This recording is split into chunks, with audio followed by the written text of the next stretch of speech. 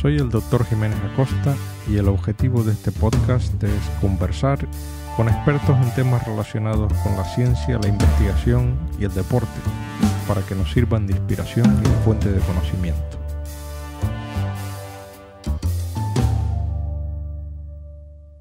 En el episodio de hoy de Aprendiendo del Experto, el invitado es un catedrático de bioquímica de la Universidad de Salamanca que se llama Juan Pedro Bolaños. Juan Pedro es natural de un pueblo de Gran Canaria que se llama Guía y se trasladó a hacer su licenciatura y doctorado en farmacia a Salamanca.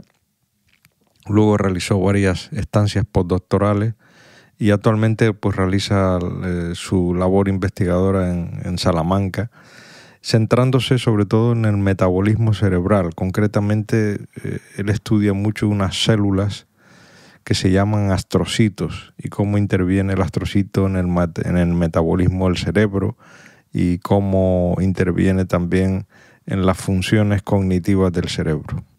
Juan Pedro habla sobre sus líneas de investigación y apreciarán con la pasión con la que él describe el metabolismo del astrocito, ¿no?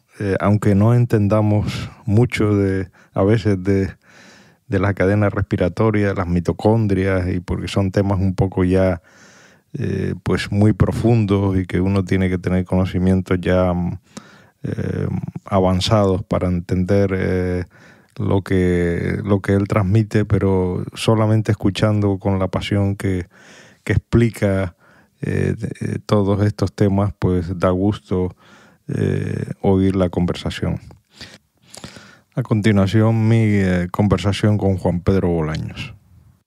Juan Pedro, ¿qué fue lo que siempre les pregunto? La primera pregunta a todo invitado es un poco por los inicios. Es decir, ¿qué fue lo que te inspiró a ti para hacerte farmacia? Bueno, normalmente la gente que hace farmacia, el 90% es para montar una oficina de farmacia, pero yo me he dado con un montón de invitados, buenos investigadores en España, que son licenciados en farmacia. En efecto. Y entonces, una cosa que me ha llamado la atención. Sí. En tu caso, ¿qué fue lo que te inspiró o bueno, por qué hiciste farmacia? Si tenías algún familiar farmacéutico o algo que te indujera a coger esa especialidad, ese terreno científico. Y luego ya te pregunto por qué ya te metiste en el área de neurociencia. Pero primero, un poco los inicios tuyos. Sí, ¿no? Sí, la verdad es que mi padre es farmacéutico. Ajá. Y mi abuelo materno también. Ajá. Entonces, yo creo que de ahí me surgió la deformación profesional. Pero ellos son farmacéuticos de oficina de farmacia. De oficina de farmacia. Yo soy de Guía de Gran Canaria y desde pequeñito yo bajaba de casa a la farmacia y allí me pasaba buenos ratos y siempre me he criado entre cajas de medicamentos y colocando los medicamentos en el sótano, distribuyéndolos, etcétera, dentro y fuera de la farmacia. Para mí eso fue prácticamente mi primera infancia, ¿no? Pero en realidad, aunque parezca que eso es lo que a mí me incitó a estudiar farmacia, en realidad no fue eso. No, mi padre, como siempre, hizo que yo estudiara medicina, ¿no? Tenía que estudiar medicina porque es la carrera que te va.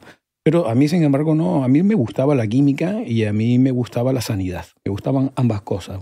A medida que yo fui desarrollándome y estudiando el bachillerato, ¿no?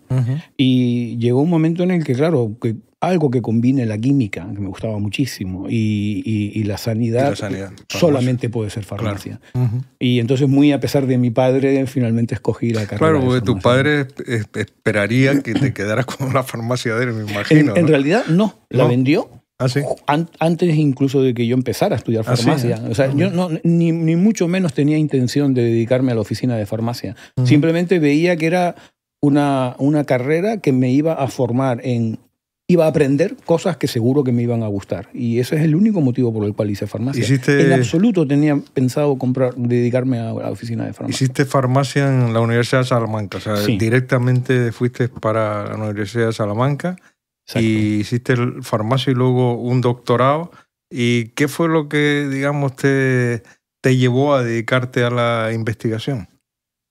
Bueno, en realidad son decisiones que a veces tomas de forma casi espontánea y sin madurarlas mucho, ¿no? Yo terminé la carrera y cuando terminé la carrera me hice amigo de un buen amigo mío, que el pobre falleció hace unos 10 años ya, y que coincidimos. Él era libanés y estudió también farmacia en Salamanca. Y de hecho estuvimos a punto de irnos a Abu Dhabi a trabajar allí, porque ahí hacían falta farmacéuticos. Sí, Sí. Pero que era compañero tuyo de curso. De carrera, exactamente. Me dijo, ¿por qué no?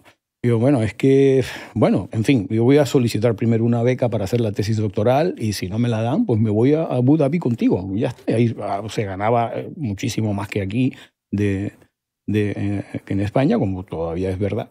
El caso es que, solicité la beca, entonces beca, ahora ya son contratos, ¿no? Para hacer la tesis doctoral y entonces, claro, en fin.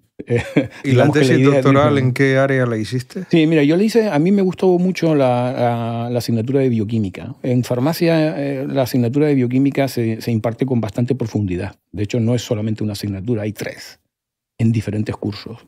Cursos completos, como era antes la carrera, ¿no? 3 cursos completos de bioquímica, con lo cual la formación en bioquímica, yo creo que la bioquímica es probablemente después de la farmacología, la farmacognosia y la farmacodinamia, puede ser la asignatura más fuerte que hay en la carrera de farmacia, ¿no? Entonces yo, como me gustaba tanto la bioquímica, pues solicité hacer primero la tesina con el catedrático, y el catedrático trabajaba en metabolismo energético en el cerebro. En realidad trabajaba, su línea de investigación era intentar conocer cuáles son los cambios metabólicos del cerebro que se producen en el periodo perinatal, es decir, en el momento del nacimiento. Él es el catedrático de bioquímica. Él era catedrático de bioquímica, él ya se ha retirado. ¿Cómo se llama? José María Medina. José María Medina Jiménez, ¿Era de allí? No, él en realidad es de Ronda, de un pueblo de Ronda de Cádiz, que luego estudió farmacia y se formó en Granada y posteriormente en Madrid, en la Universidad Autónoma, y acabó siendo catedrático en el año 81 en Salamanca. Y por eso, me gustó mucho sus clases, me aprendí mucho y en realidad, como él trabajaba en sistema nervioso central, pues yo me formé en el sistema nervioso central. Es decir, que en realidad la vida pues va tomando estas decisiones, las vas tomando un poco según te vienen. Siempre uno tiene, todo investigador tiene una serie de personas que le han influido mucho en su quehacer luego científico, ¿no? Y uno puede nombrar 2, 3, 4 personas o mentores, llámale como quieras, ¿no? En tu caso, ¿qué personas son las que más te han influido en tu carrera? Es una pregunta difícil porque seguro que si me dejo a alguien fuera y me escucha... Hombre, a 2 los acabo de mencionar yo, desde luego, porque si no llega a ser porque mi padre me llevaba a su laboratorio de análisis clínicos, porque no terminé de decir que vendió la farmacia, lo mantuvo el laboratorio de análisis clínicos y ahí fue donde yo le ayudaba todos los veranos, iba siempre y en realidad me impulsaba mucho a comprender el porqué de las cosas que estaba haciendo, ¿no? Eso fue muchísimo, ¿no?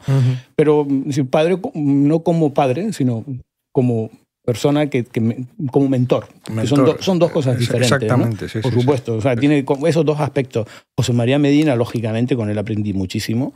José María Medina fue el que, digamos, me abrió los ojos y me hizo entender que el metabolismo es algo más allá que una simple cadena de reacciones químicas, como lo intentan describir algunos libros de una manera muy aburrida.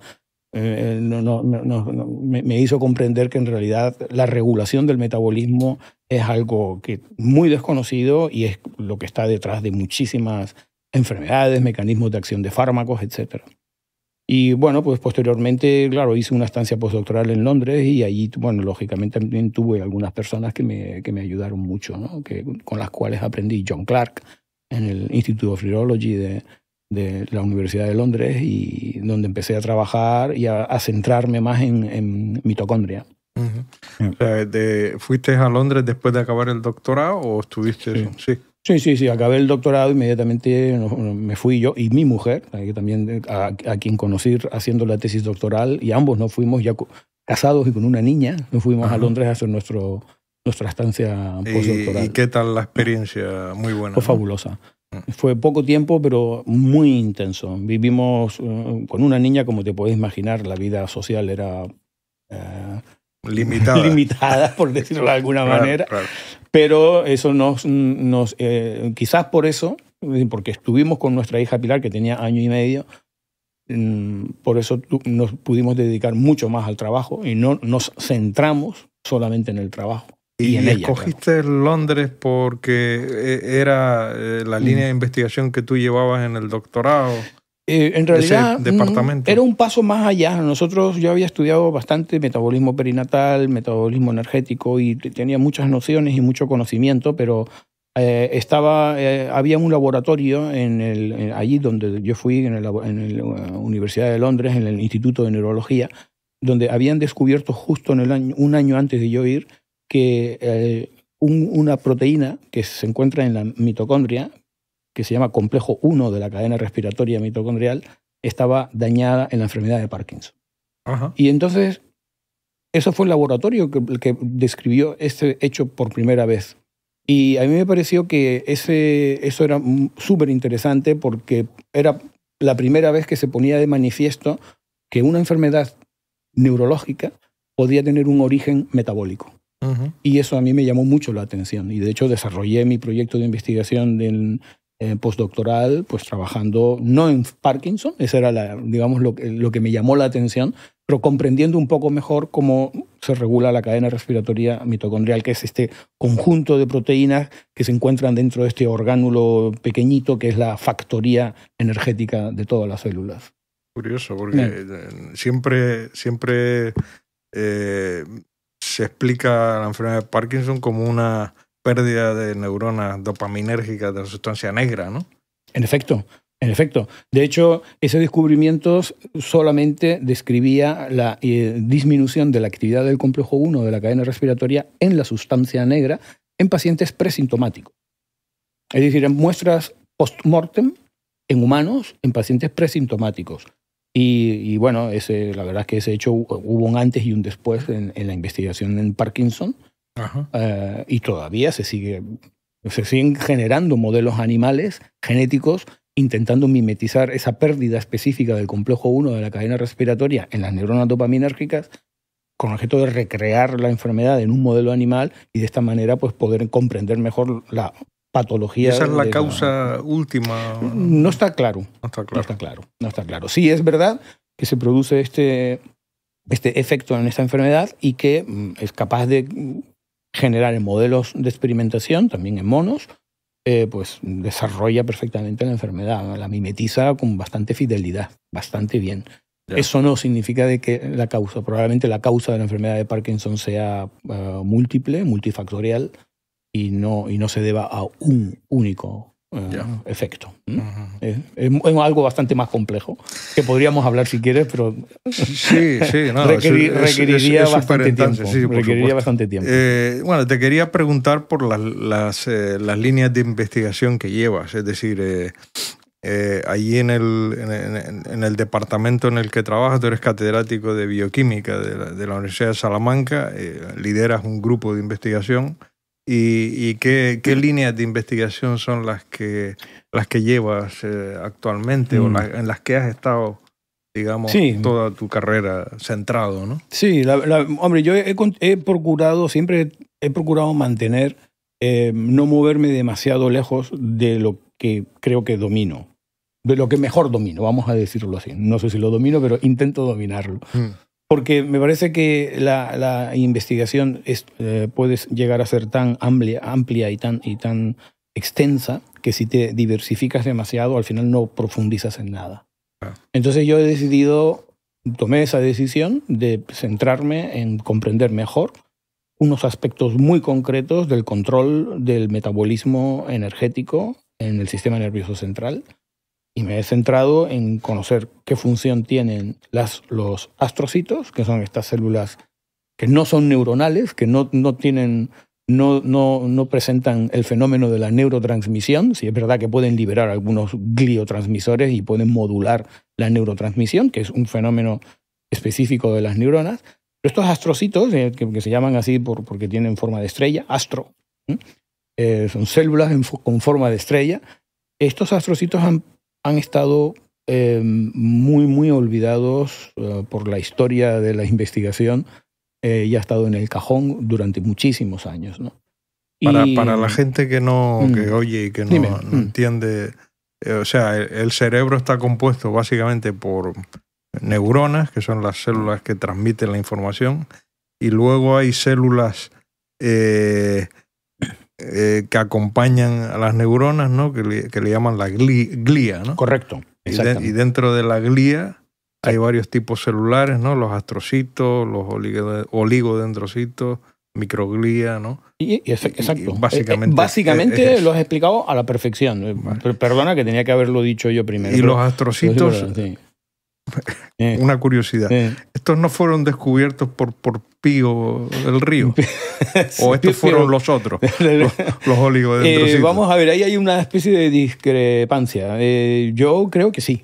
Pero la verdad es que hubo una época en la que los neurocientíficos españoles y en Alemania eran bastante punteros ambos, la verdad es que sí. Y sinceramente yo diría que sí, que fue discípulo de Cajal. Discípulo de Cajal, pero en realidad luego hay algunos, y yo eso mismo lo he dicho en alguna conferencia en Alemania precisamente, y alguien me ha llamado la atención. Así es. Sí, yo, bueno, eso no está claro. Entonces ya desde entonces prefiero no mantenerme al margen. Pero sí, digamos que aunque es verdad que son células conocidas, son un tipo de célula glial, ¿vale? Y vamos a ver, el problema es que la neurociencia ha sido neurocéntrica, excesivamente neurocéntrica. Y eso está bien. A mí me parece que conocer la neurona es fundamental. Y si no conocemos la neurona y cómo funciona, pues lógicamente no podemos. Pero llega un momento en que cuando intentas comprender algunos procesos que tienen lugar dentro de la neurona, te falta información. Esto no puede hacerlo sola. Hay determinadas funciones que sola no puede hacerlo porque carece de la expresión de genes que codifican pues, para proteínas que son que deberían hacer una serie de funciones y ahí no están. Entonces lo que ha ido evolucionando en la última década sobre todo, aunque yo llevo trabajando con astrocitos desde hace 30 años, desde mi época de postdoctoral, he hecho bastante trabajo de, como se dice vulgarmente, pico y pala, es decir, ir avanzando en el conocimiento. Claro, cuando todo el mundo se dedicaba a las neuronas. Yo trabajaba en los astrocitos. Claro, wow. Pues... Y esto, claro, publicarlo luego tiene sus desventajas, ¿no? Porque las revistas luego no muestran mucho interés por algo que no está caliente, por decirlo, desde el punto de vista de la investigación. Pero bueno, con el tiempo, ha ido concienciando pues, la comunidad científica de la importancia que tiene conocer otras células, además de las neuronas, porque por algo están ahí. Entonces, siempre se ha hablado de los astrocitos como unas células que hacen de sujeción simplemente, ¿no? Como para rellenar un espacio que hay en el cerebro y punto, ¿no? En realidad es muchísimo más. Los astrocitos son unas células, desde el punto de vista metabólico, súper interesantes, son fantásticas. ¿Cuál es la función principal? Bueno, hay que tener en cuenta que los astrocitos tienen una particularidad. Estas son las únicas células que están en contacto directo con los vasos sanguíneos del cerebro. De hecho, los rodean. Uno tiene esto de que una célula rodea a la otra es lo típico, por ejemplo, de los oligodendrocitos, ¿no? Y las células de Schwann también en el sistema nervioso periférico, ¿no? Que son células que rodean a la neurona, ¿no? Pues los astrocitos, más o menos con el mismo símil, rodean igualmente a los vasos sanguíneos. Que no son células, sino son ya estructuras, macroestructuras. Luego, los astrocitos son enormemente versátiles. Entonces, eso de hecho se les llama en inglés end feet, o sea, pies terminales. Son como prolongaciones de las células de membrana que rodean al vaso sanguíneo. Entonces, ¿por qué? ¿Para qué? Esto significa de que los astrocitos son el primer tipo de célula que detecta los cambios en los componentes, en la composición de la sangre. claro, la composición de la sangre varía mucho dependiendo de lo que hagamos, ¿no? De qué comemos, qué bebemos, si hacemos ejercicio o no hacemos ejercicio, si somos diabéticos o no.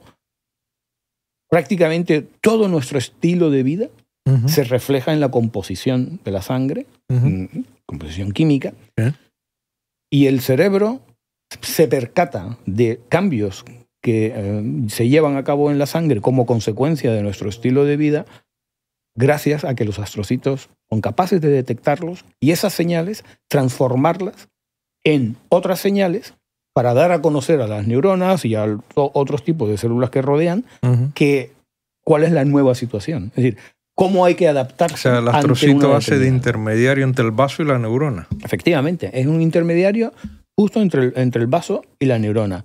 Entonces tienen una enorme capacidad de adaptación metabólica. Es decir, el metabolismo son las transformaciones químicas que tienen lugar en los seres vivos. Pues el metabolismo de los astrocitos es enormemente dinámico.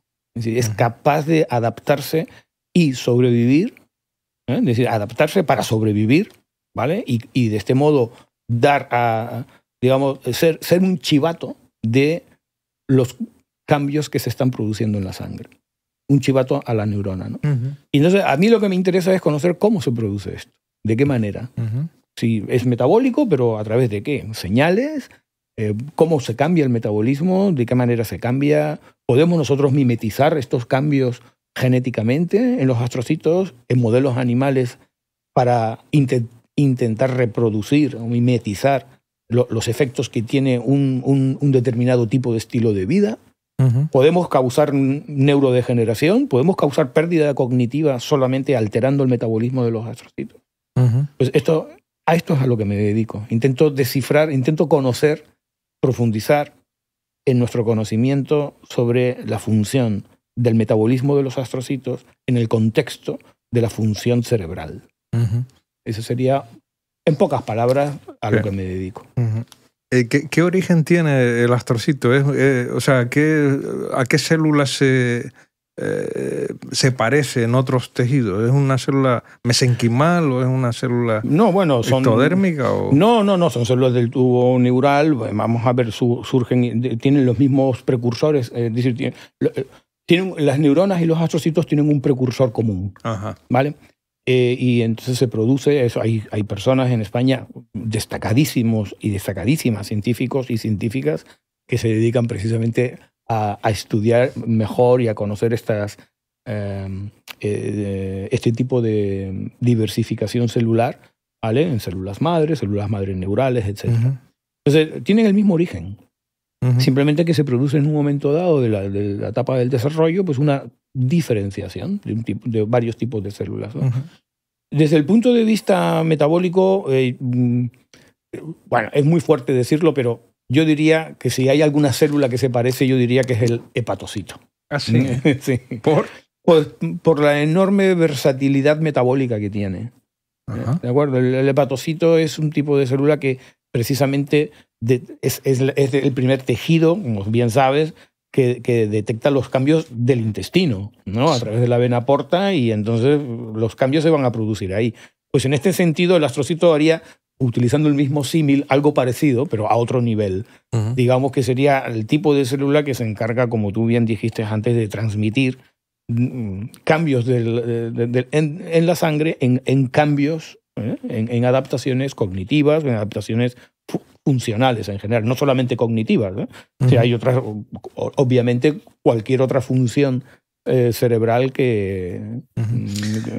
Te quería preguntar, el metabolismo del cerebro, bueno, la energía que consume el cerebro, se dice que es el 20% de la energía, más o menos, que consumimos. Sí, hay unas estimaciones, mucho de estos datos, de estos números se hicieron hace ya décadas, utilizando animales enteros y viendo diferencias arteriovenosas en la concentración de glucosa, cuánto entraba, y el oxígeno, y luego las necesidades energéticas. Y en efecto, aproximadamente entre el 20 y el 25% de la glucosa que consumimos en el organismo, el 20% lo consume el cerebro. Y el 25% del oxígeno que inspiramos lo consume el cerebro. Claro, hay que tener en cuenta que el cerebro pesa solamente el 10% o el 20% del organismo. Entonces, eso significa de que la velocidad del consumo de glucosa y de oxígeno del cerebro es 10 veces superior al del resto del organismo, ¿no? Esto convierte el cerebro en una máquina metabólica inmensa, desproporcionada. Es increíble la cantidad. Por eso a mí me resulta que es un tejido sumamente interesante para estudiar metabolismo, porque es extraordinariamente ávido de energía. No obstante, si quieres luego lo comentamos, no todo es energía, pero bueno, el metabolismo no es solamente obtención de energía, pero bueno, si quieres... Si quieres seguir con ese tema, o por qué el astrocito es todavía metabólicamente más activo que la neurona, o no. Desde luego que sí.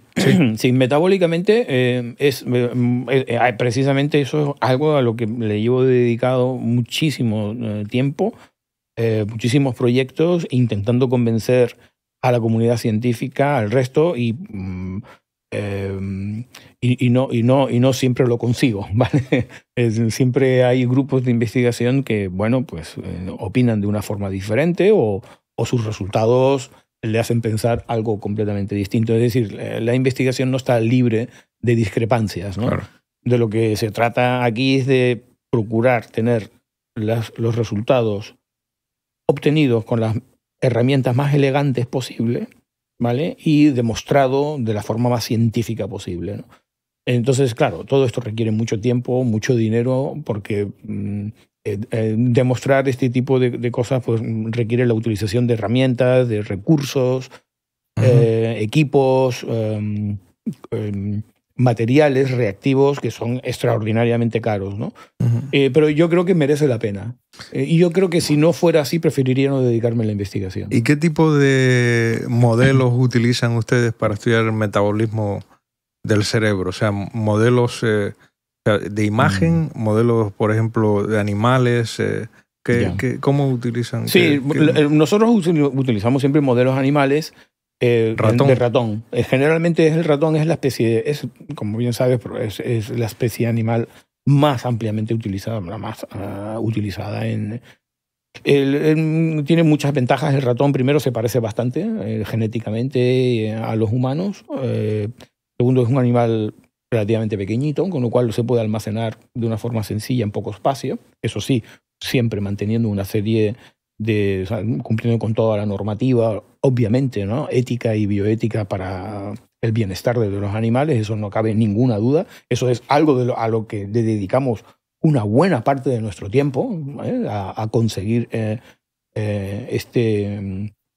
a conseguir pues mantener los animales en condiciones. Ser sensible. Y luego tiene otra ventaja, y es que es muy fácilmente intercambiable. Al ser un animal que se utiliza en prácticamente todo el mundo, hay muchos modelos genéticos. Modelos de ratones son ratones, están modificados genéticamente, pero cambios muy sutiles, pero suficientes para producir cambios importantes.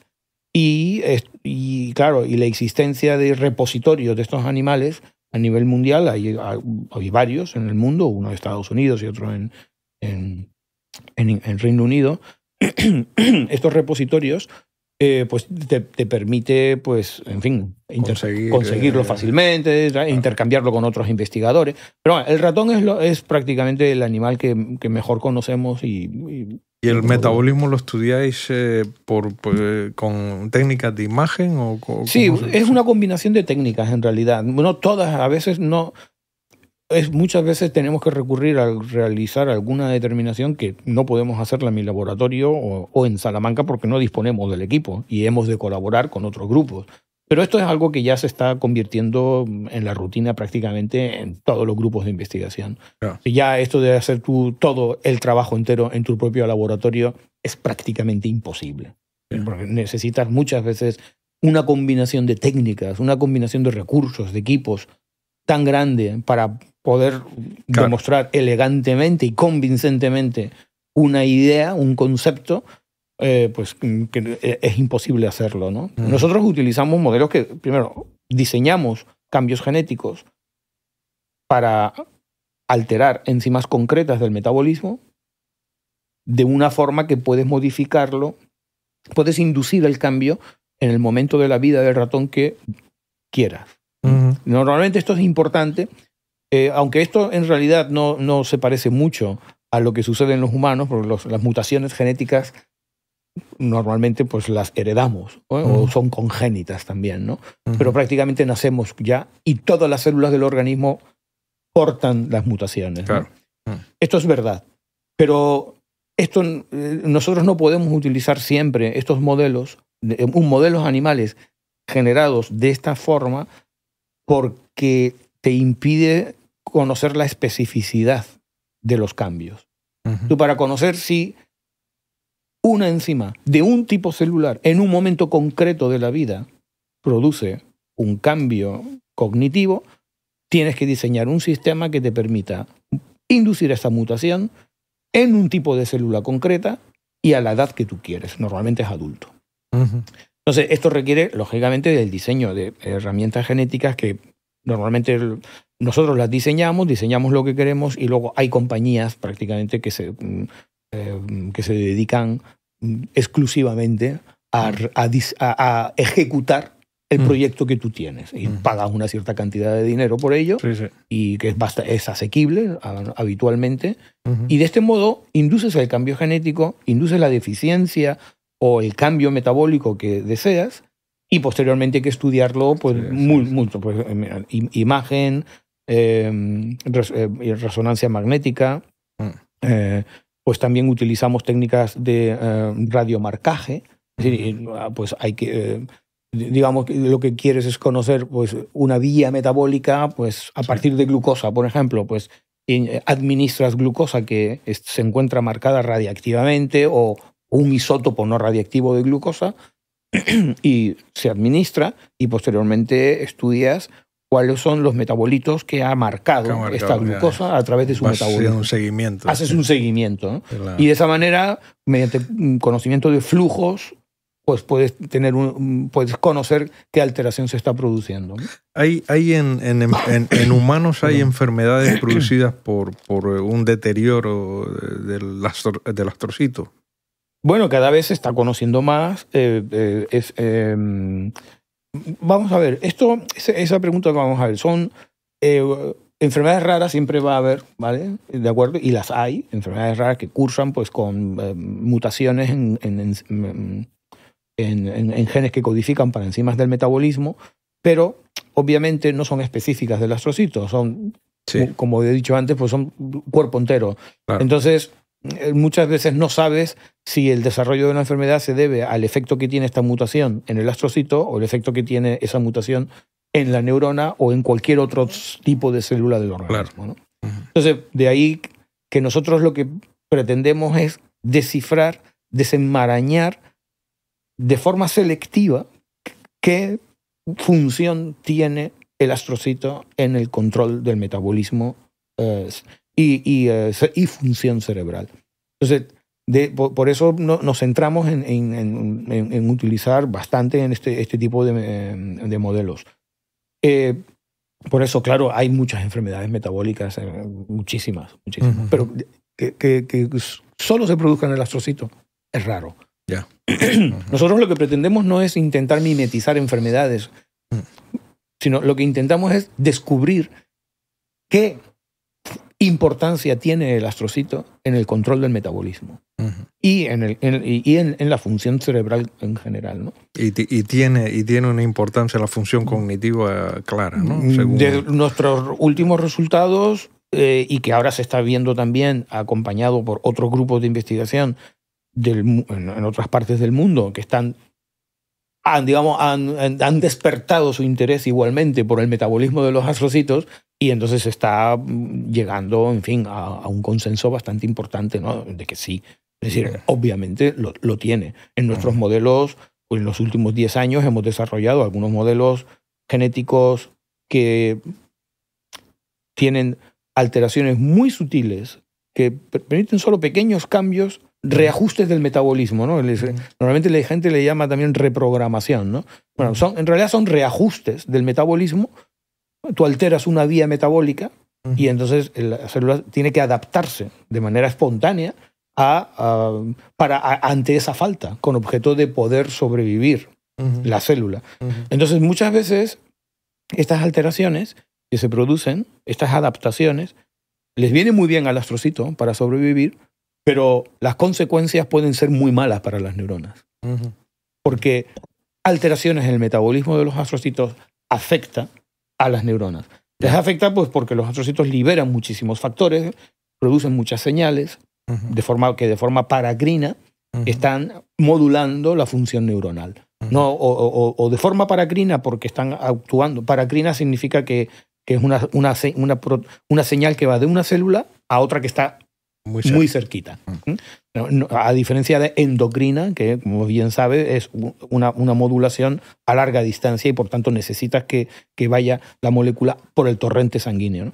Pero no, en el caso del astrocito, la mayoría de las acciones que tienes a nivel cognitivo son de forma paracrina, modulando o bien receptores que están en las neuronas y que a su vez modulan receptores implicados en la neurotransmisión, ¿vale? O bien porque altera el propio metabolismo de las neuronas. Altera, ¿no? Suministra precursores metabólicos que las neuronas necesitan para generar energía. Entonces, uno de los campos que a nosotros nos gusta mucho es no centrarnos exclusivamente en el mero hecho de que el metabolismo sirve para conservar los nutrientes en energía. Eso es una de las funciones y es, lógicamente, probablemente la mejor conocida y la mejor estudiada, ¿no? Y la que está en la cabeza de todos, ¿no? Los nutrientes son para obtener energía y siempre fuertes porque comemos bien o tal. Bueno, nosotros hemos llegado a la conclusión, y obviamente demostrándolo, que los astrocitos utilizan el metabolismo más que con fines energéticos, con fines de modular señales, señalizadoras.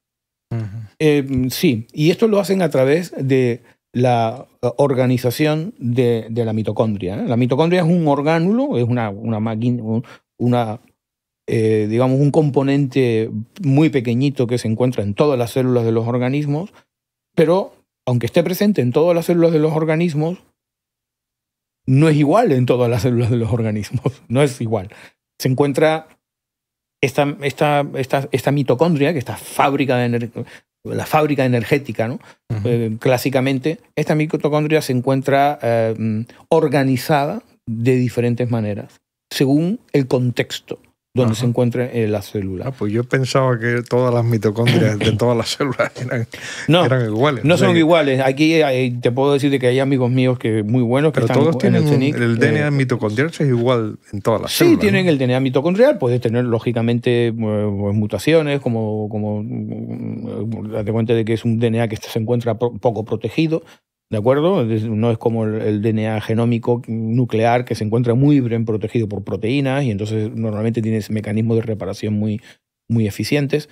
Sin embargo, en la mitocondria es otro campo, ¿no? Ahí, si quieres, ya estaba diciéndote que tengo un gran amigo que se llama José Antonio Enríquez, que es un excelente investigador en el CENIC, en el Centro Nacional de Investigaciones Cardiovasculares, que conoce este tema muy bien, bastante bien, y es una autoridad en el campo. Yo, desde mi limitado conocimiento al respecto, lo que sí es verdad que nosotros hemos llegado a descifrar es que los astrocitos organizan una maquinaria proteica que se encuentra dentro de la mitocondria, que es la cadena respiratoria mitocondrial, que clásicamente se piensa que existe para conservar la energía, pues la organiza, está organizada estructuralmente de una manera muy particular para que en vez de conservar tanta energía, produzca especies reactivas de oxígeno. Esos son lo que normalmente le llaman las especies reactivas de oxígeno, o los radicales libres, o como también se llama, la gente lo conoce como el estrés oxidativo, ¿no? Es una palabra que a mí no me gusta utilizar porque no, en realidad no es... Y eso no se considera como algo deleterio, el tener exceso de radicales libres. Exacto, esa es estamos confundidos. Sí. Exactamente. Eso es uno de las, digamos, de los conceptos que más nos costó convencer precisamente cuando realizamos esta observación. No son deleterios, no. Es decir, cualquier molécula en exceso es deleteria. ¿De acuerdo? El agua parece que es inocua, puede ser deleteria, nos podemos ahogar. ¿De acuerdo? Entonces, las especies reactivas de oxígeno se llaman así porque son moléculas que derivan de una modificación puntual del oxígeno. Bueno, el oxígeno normalmente la mitocondria lo utiliza, lo gasta para convertirlo en agua y lo gasta porque tiene que aceptar los electrones de todos los nutrientes a través de la cadena respiratoria. La cadena respiratoria lo que hace es que le envía todos los electrones al oxígeno y se produce una conservación de la energía que se emplea pues, en generar ATP, ¿no? Adenina trifosfato. ¿De acuerdo? Eso lo hace la cadena respiratoria y eso es lo que comúnmente se hace. Pero hay algunos componentes de la cadena respiratoria, el 1 y el 3, complejo 1 y el complejo 3, que tienen puntos concretos en los cuales el oxígeno puede recibir un único electrón. Y parece que estamos hablando de algo muy molecular, pero es que es muy importante. Si el oxígeno recibe un único electrón, se convierte en una molécula reactiva. El oxígeno es inocuo, pero el oxígeno con un electrón de más es una especie reactiva, muy reactiva. ¿De acuerdo? Entonces es tan reactiva que la propia mitocondria dispone de un mecanismo para eliminarlo rápidamente, que se llama esa molécula, esta especie reactiva de oxígeno se llama superóxido, ¿vale? Superóxido. Pues hay una enzima que se llama superóxido dismutasa. Lo que hace es que el superóxido que se forma por el complejo 1 y el 3 lo convierten en peróxido de hidrógeno, agua oxigenada. ¿De acuerdo? Y el agua oxigenada es capaz, el peróxido de hidrógeno, es capaz de producir cambios en proteínas de tipo redox. Alteraciones de redox significa que son modificaciones de oxidación y reducción, ¿no? Eso es la biología redox, se conoce como cambios de oxidación y de reducción en proteínas como consecuencia del efecto que tienen peróxido de hidrógeno. Y el peróxido de hidrógeno es una de las moléculas señalizadoras más importantes que hay en la célula. Tienen que, obviamente, como todo, tiene que estar controlada su formación y controlada su degradación.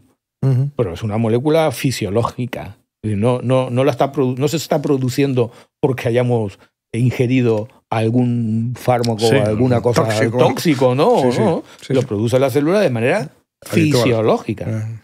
Por tanto, algo que se produce de forma fisiológica, porque iba a ser deleterio, tiene que tener una función. Nosotros lo que vimos es que los astrocitos, a diferencia de las neuronas, pues producen este peróxido de hidrógeno 10 veces más, un orden de magnitud más que las células que tienen en su entorno. Y lo producen de forma fisiológica. ¿Y esto por qué lo sé? Pues lo sabemos porque genéticamente modificamos astrocitos en adulto para eliminarle el peróxido de hidrógeno de la mitocondria. Si le eliminas a los astrocitos del ratón adulto el peróxido de hidrógeno de la mitocondria, los ratones pierden completamente la memoria. Y es debido a que se producen alteraciones de señalización que son críticas para que la neurona esté funcionando correctamente. Entonces, y esto lo produce la mitocondria del astrocito y la cadena respiratoria mitocondrial del astrocito, que clásicamente solo, según los libros de texto, solo sirve para generar y conservar energía. Pues no. Entonces, el astrocito, dependiendo de cómo tiene su metabolismo, y date cuenta que por esto de que está cerca rodeando los vasos sanguíneos, su repertorio de nutrientes puede variar, y varía mucho, con mucha frecuencia, incluso diariamente, ¿vale? El metabolismo lo adapta según sea este nutriente, según sea este tipo de nutriente. Y con esos cambios metabólicos se producen alteraciones en ultraestructura de los componentes de la cadena respiratoria que se traducen en modificaciones de tipo redox. Por tanto, el metabolismo del astrocito está generando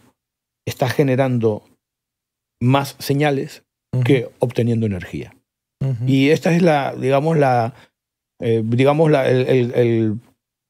el concepto que a mí me gustaría todavía seguir insistiendo un poquito más en la comunidad científica e intentar demostrar, lógicamente. ¿Qué traslación puede tener eso a nivel clínico, a nivel de recomendaciones en el humano? Si se puede eso o todavía no tiene ninguna traslación. Hombre, a mí obvia. me parece que nosotros siempre procuramos intentar cerrar el ciclo de un estudio, de un proyecto, y nunca lo dejamos solo a nivel mecanístico, a nivel molecular.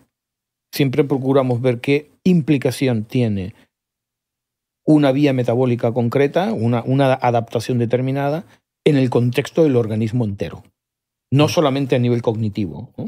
Hay muchos efectos que nos hemos llevado muchas sorpresas, que alterando rutas metabólicas muy concretas en neuronas, por ejemplo, nos hemos dado cuenta de que generas un animal con un síndrome metabólico.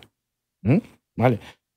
¿De acuerdo? ¿Eso por qué? Porque estás afectando a neuronas del hipotálamo medio basal, que están las neuronas que se encargan de gestionar el hambre y la saciedad. Claro. Y entonces, si tú alteras una vía metabólica, la más conservada, mejor conocida de todo el mundo, que seguro que todo el mundo la conoce, que es la glucólisis, es la transformación de glucosa en piruvato. Si en las neuronas la alteras, si a las neuronas, por ejemplo, les obligas genéticamente a que en adultos sean muy glucolíticas, pues les estás produciendo unos cambios catastróficos desde el punto de vista metabólico, porque no consiguen adaptarse frente a esa situación. Entonces, al no conseguirse adaptar, van a generar una cantidad de problemas inmensos, por ejemplo, de tipo autofágico, etc. Y bueno, problemas de autofagia, es decir, la autofagia es un fenómeno natural que todas las células tienen para autodegradar componentes proteicos que se van estropeando, por decirlo de algún modo, dentro de la célula, y necesitas tener una determinada glucólisis en las neuronas que no sea demasiado acelerada. Si la aceleras, alteras el proceso de autofagia, se te acumulan mitocondrias dañadas y otros componentes, y entonces produces neurodegeneración. Pero antes de producirse neurodegeneración, se produce también disfunción neuronal y se traduce no solo en problemas cognitivos, que los tiene y gravísimos, sino también desde el punto de vista del metabolismo corporal. El metabolismo corporal. Por tanto, creo que tiene mucha importancia en conocer las bases de enfermedades como por ejemplo el Alzheimer o otro tipo de enfermedades neurológicas y también la diabetes. Es de dominio común el pensar de que las neuronas nacemos con un número determinado, que no se produce neoformación neuronal, o por lo menos en algunos puntos puede que sí, pero en cuanto a los astrocitos, ¿hay neoformación astrocitaria? Bueno, hay, igualmente... ¿O cuando se mueren los astrocitos ya no? No. Bueno, en fin, no suele haber nichos. Es un campo de investigación que tampoco que no lo conozco. Ya te dije antes también que el campo de las células madre es bastante específico y además varía bastante entre ratón y humano. ¿De acuerdo? En el ratón, según tengo entendido, digamos, la abundancia de nichos progenitores de neuronas y de astrocitos es bastante mayor. En los humanos los tenemos bastante más extinguidos, pero no del todo, lógicamente. Es un campo de investigación muy, muy interesante, también muy controvertido, y hay grupos de investigación que defienden unas hipótesis y otros. En España tenemos investigadoras top a nivel mundial en este campo. Sí. No, podría decir nombres, pero seguro que se me olvida alguno y prefiero que no, pero te puedo asegurar que en Madrid y en Valencia, como mínimo, hay 2 investigadoras top a nivel mundial en este campo. Y entonces, Es un tema interesante, porque lógicamente la repoblación de células a partir de células progenitoras siempre es una esperanza para tratar enfermedades neurodegenerativas o intentar recuperar neuronas cuando han muerto. Eso es obvio, lógicamente, y de ahí el interés que tiene, ¿no? E intentar promoverlo, ¿no? Yo creo que ese es un campo de investigación también bastante controvertido. Hay algunos investigadores que han intentado realizar in vivo, potenciar la autorregeneración mediante la inyección de los 4 factores de Yamanaka, que son los que, ya sabes, que desdiferencian y convierten, digamos, olvidan el fenotipo de una célula para convertirla en una célula progenitora completa, una célula madre. Para que la gente que no lo sepa, Yamanaka fue un japonés premio Nobel de Medicina, que fue el que descubrió que insertando 4 factores en una célula podía reprogramarla hacia una célula pluripotencial, ¿no? Efectivamente, correcto. Básicamente. Lo habéis explicado a la perfección. Pues intentar regenerar esto en un animal vivo, o sea, en un animal dañado, por ejemplo, un animal que tenga un daño necrótico en el corazón, pues si se administra directamente a través de adenovirus estos factores para que se integren e intenten desdiferenciar cardiomiocitos para luego estimularlos para que vuelvan a potenciarlos. Es decir, la idea sería desdiferenciarlos, proliferar y luego diferenciarlos. Claro, esto es muy complicado, pero estoy seguro que se llegará. Juan Pedro, quería preguntarte ya un poco, ya temas un poco ya menos científicos y más personales.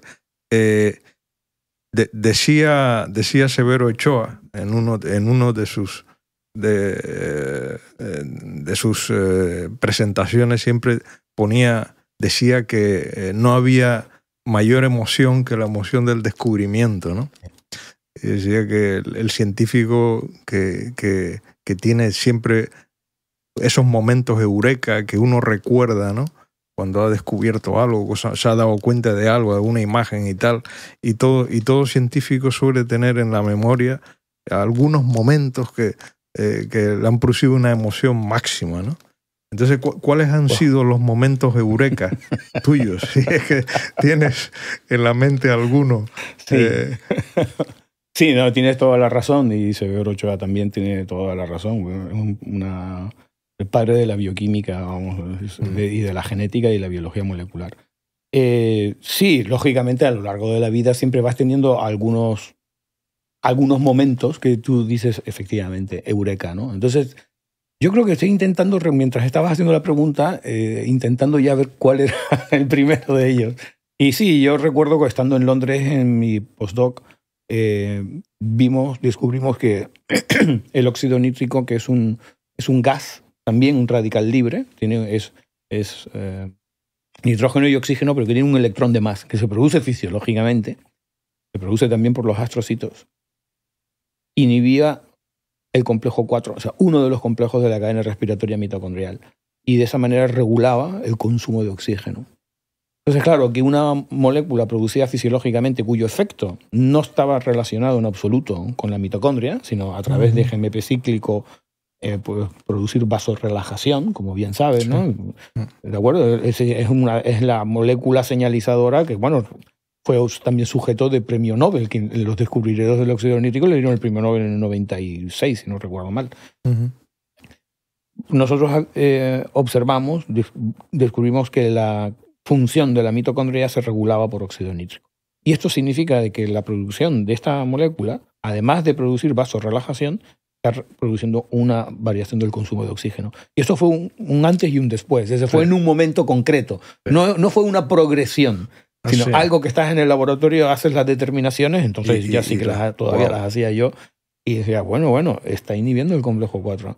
Entonces fue realmente un antes y un después. Fue muy bonito, muy bonito. A mí este tipo de cosas son las que te animan. Claro. Y luego, pues, más recientemente, fue dirigiendo una tesis doctoral en la que, precisamente hablando de lo que te decía antes, observábamos que en los astrocitos le eliminábamos la capacidad de utilizar unos precursores muy importantes, que son los ácidos grasos. Y claro, la mitocondria lo que esperábamos es que la mitocondria sufriera. Si tú eliminas un precursor metabólico, ¿vale? Si tú a una célula eliminas la posibilidad de consumir un precursor metabólico cuyo destino normal es generar energía, lo que observamos fue completamente lo contrario. Es decir, lo que vimos es que se producía un incremento del consumo de oxígeno. Entonces, esto fue un momento terrible, porque ahí fue donde descubrimos que la mitocondria de los astrocitos, lejos de tener una función energética, tienen una función señalizadora. Eso para mí fue un antes. Eso. Es verdad que eso daría lugar a publicaciones en revistas top, ¿no? No nos podemos quejar. Cuesta bastante, cuesta mucho trabajo, quiero decir, no dinero. También, pero también cuesta publicar en algunas revistas. Pero sí, bueno, normalmente intentas convencer pues, a los editores de que es interesante y luego ya vienen los evaluadores, ya sabes, ¿no? Y normalmente pues son bastante exigentes, ¿no? Yeah. Pero y a veces tardamos años en esto fue una observación que duró 6 años desde el momento que lo obtienes hasta que lo ves publicado. Luego, así es la vida de nuestros investigadores. Quería preguntarte también, otra pregunta que siempre le hago a todos los invitados es un poco tus reflexiones sobre la investigación en España, ¿no?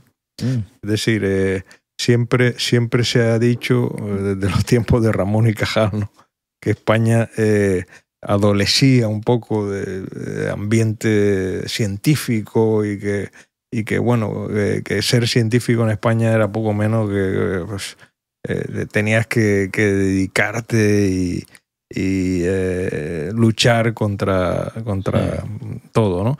Y sin embargo, en los últimos años ha avanzado mucho y talento en España nos falta, ¿no? Pero sin embargo, no podemos estar o no estamos a la altura de otros países centroeuropeos o nórdicos o en Inglaterra, Estados Unidos, etcétera, ¿no? ¿Qué le falta a España para estar a ese nivel? ¿O qué defectos ves tú en la investigación en España y cómo poder solucionarlo, ¿no? Desde luego. Vamos a ver, la investigación, la forma de hacer investigación ha cambiado muchísimo desde Cajal hasta ahora.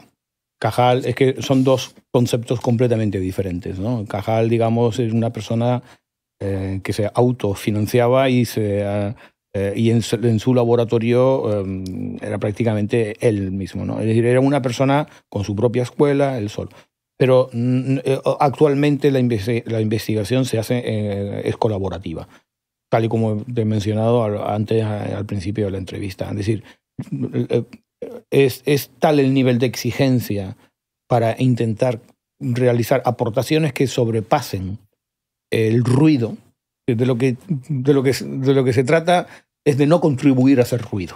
Contribuir a hacer ruido es hacer investigación que o bien ya está hecha y simplemente lo repites, o cambias de organismo y tienes la misma observación, ¿de acuerdo? O las realizas de forma incompleta, de manera que al estar incompleta no es convincente. Entonces, eso contribuye al ruido, y el ruido es el 90% de la investigación. Para intentar superar ese poquito y que lo que tú haces deje de ser ruido y sea un mensaje que llega, lógicamente requieres la combinación de una serie de técnicas y la combinación de una serie de factores que es imposible en España y en cualquier parte del mundo hacerlo solo. Imposible. Incluso los mejores laboratorios de Estados Unidos, de Inglaterra, de Alemania, de Francia, de Noruega, como has dicho tú, todos al final, si no colaboras en algún aspecto concreto de tu proyecto, difícilmente vas a poderlo sacar adelante. Entonces, creo que la calidad en España de la investigación es buenísima. Yo creo que es excelente. La calidad de los investigadores, la formación de los investigadores es tanto o mejor que la de muchos de los países de nuestro entorno. Me refiero a formación del grado y la formación doctoral. ¿De acuerdo? Y de hecho, la mayoría de los que terminan el grado de doctor en España realizan estancias de investigación en el extranjero, las estancias postdoctorales, y suelen ser bastante exitosas. ¿De acuerdo? Y de hecho suelen venir, cuando regresan a España, vienen normalmente habiendo realizado aportaciones realmente sustanciosas y muy significativas. Luego, el problema no es en la formación. No es formación. La formación no es un problema de talento. No es un problema, exacto. No es un problema de talento. El talento está y lo tenemos. Claramente falta financiación. Es decir, eso es lo que venimos denunciando. Vamos a ver, es financiación y un poquito, y ser más consistente y más serio a la hora de realizar los programas de proyectos de investigación, es decir, gestionarlos. Las convocatorias de los proyectos de investigación, que no son constantes. Varía de año a año el presupuesto con una facilidad muy grande. Hay tipos de proyectos de investigación, líneas estratégicas que están un año sí y luego desaparece al año siguiente cuando ha tenido buen resultado y no sabemos por qué. Si yo creo que las agencias estatales de investigación, hay una agencia estatal de investigación, una únicamente, pero también hay otros organismos públicos que también gestionan, el Instituto de Salud Carlos III, que creo que lo hacen. Creo que lo intentan hacer lo mejor posible, pero les falta financiación. Esto es una decisión política que, lógicamente, no depende de las agencias. Las agencias son instituciones que gestionan los recursos que se les facilita. ¿De acuerdo? Y creo que en ese sentido lo intentan hacer lo mejor posible. Pero tiene que haber una decisión política de incrementar de manera significativa el porcentaje del PIB que se le dedica a la investigación. Que estamos muy por debajo del promedio europeo. El promedio europeo está en torno al 2% y estamos en el 1 o 1,1. Estamos en la cola de Europa.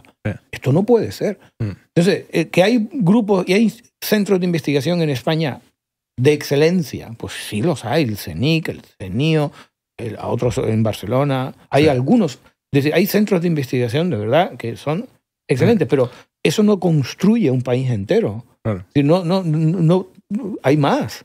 Y de hecho, creo que es importante potenciar la investigación en las regiones periféricas. Correcto. Y eso no sí, porque se está polarizando mucho.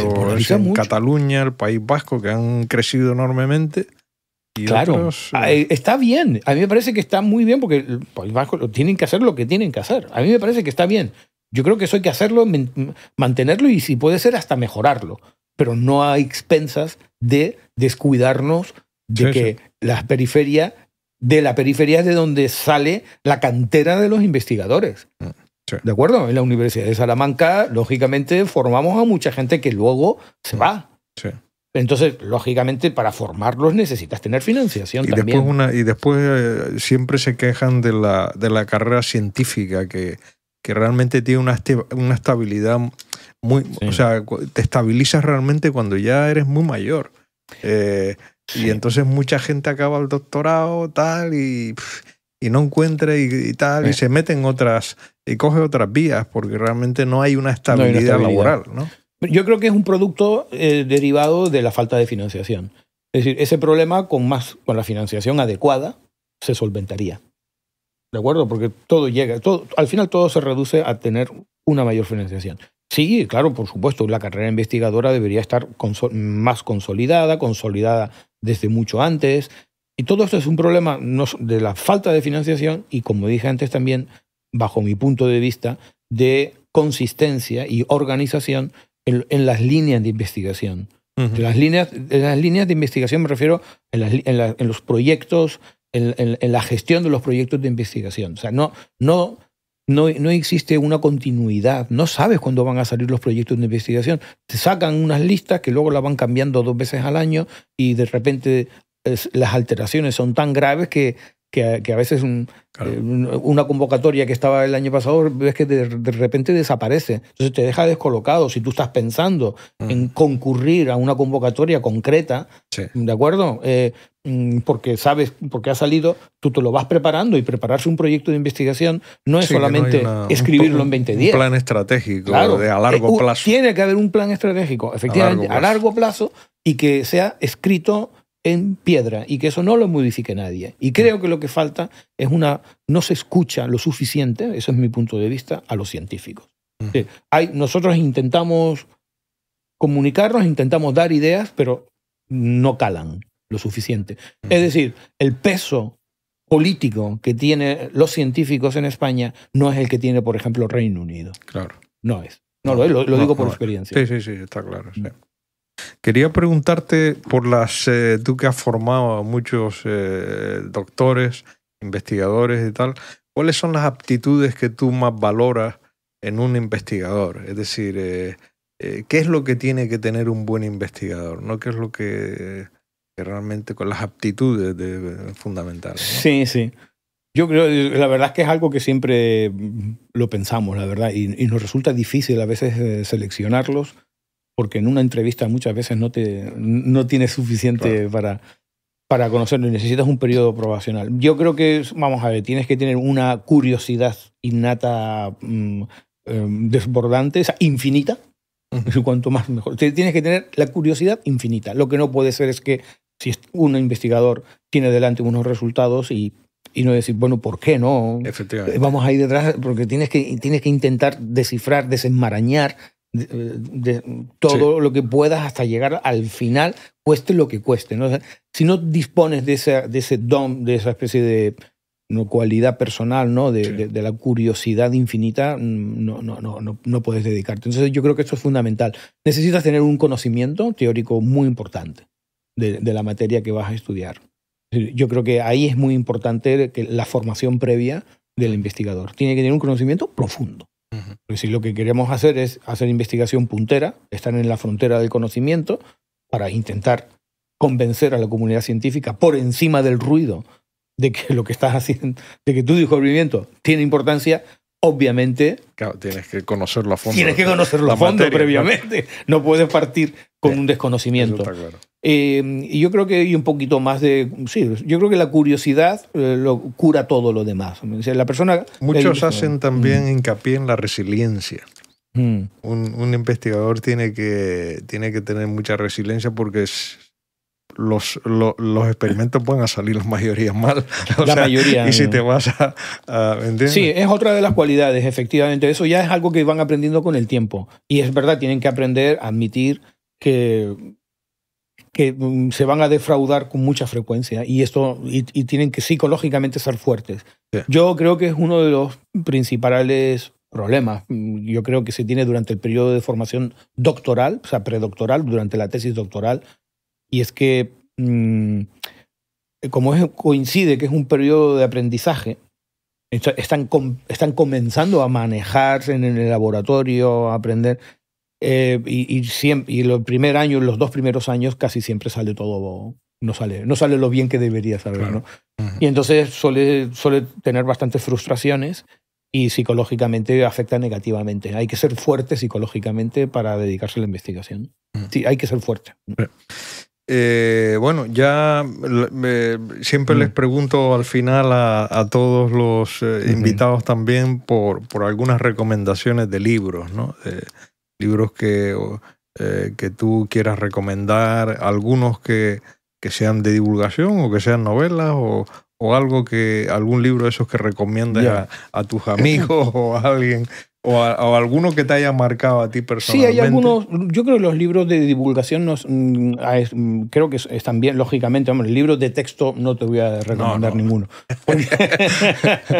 Los libros de texto, más que nada, están escritos desde el momento en que se publica, ya están obsoletos. Entonces no tiene mucho sentido. Pero, hombre, más que libros, yo digo pues científicos escritores, ¿vale? Que desde luego creo que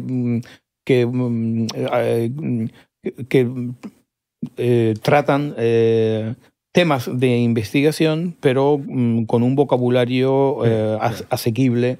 Con el objetivo también de difundirse. Hay varios, 2 o 3 libros de Carlos López Otín, por ejemplo. Mira. Sí. Ahí está, sí. Ya tiene. Entonces los nombres exactos, no me acuerdo de los nombres, pero ahí tienes. A mí el más que me gustó fue el primero, ese La vida en 4 letras. La vida en 4 letras, ese de Carlos López Otín. A mí me encantó ese libro. Aparte de que es una persona que conozco personalmente, porque estuvo en el tribunal de mi oposición a cátedra hace ya bastantes años, desde el punto de vista personal es una persona increíble. Eso me han dicho. Muy entrañable y un científico y divulgador además. Excepcional. Yo es que ya te digo, estos libros que ha escrito me parecen formidables y se los recomiendo. Yo sin duda le recomiendo la lectura de los libros que escribe Carlos López Bettín, y luego conozco también a Nick Lane, que es un escritor británico que igualmente pues... También he leído algún libro de él también muy bueno. Sí, yo creo que está muy bien porque relaciona un poco la sociabilidad con con aspectos más concretos biológicos, ¿no? Sí.